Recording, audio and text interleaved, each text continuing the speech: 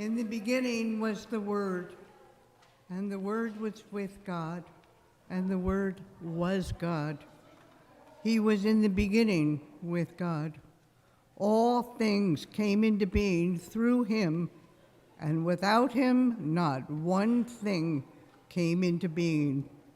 What has come into being in him was life, and the life was the light of all people.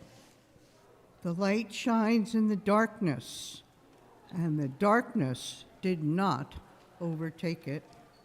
4-minute sermon.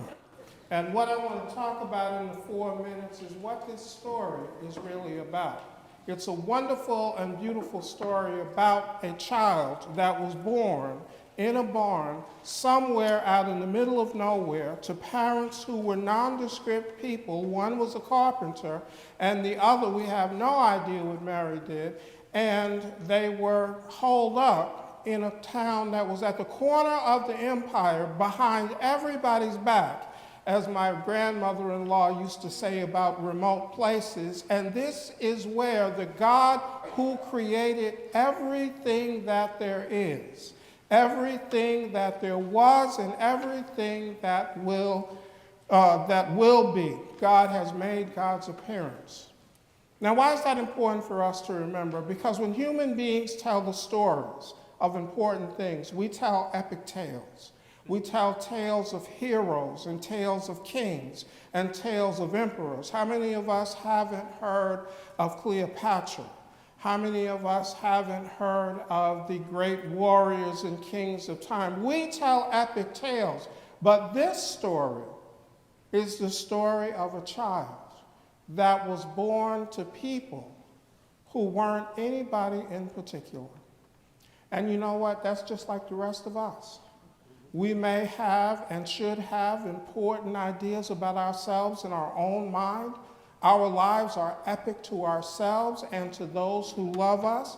But in the grand scheme of things, our lives are just a fleeting moment. And to think that God chose to come among us in just that way is what the good news of this story is, because it means that the God of the universe who created all things is concerned about us.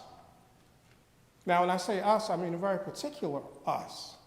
What I mean is the rest of us, right? Not the people who are important and in the headlines all the time.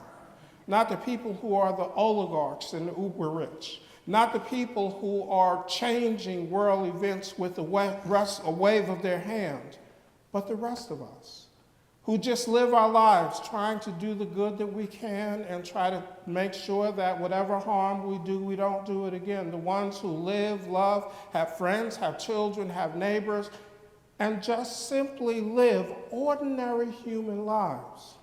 This is how God came into the world to be with us.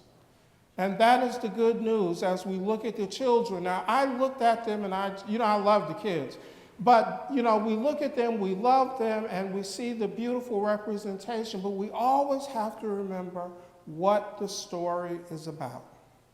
The story is about a God, the God who created all things that were, are, and ever will be, who cares so much about everybody else that when God became flesh, God did so in the midst of everybody else. And that's the good news of this story, because we know then that that same God is the one that comes into our lives, no matter how ordinary, no matter how pedestrian, because ours is a God. And I have 10 seconds for everyone. Amen.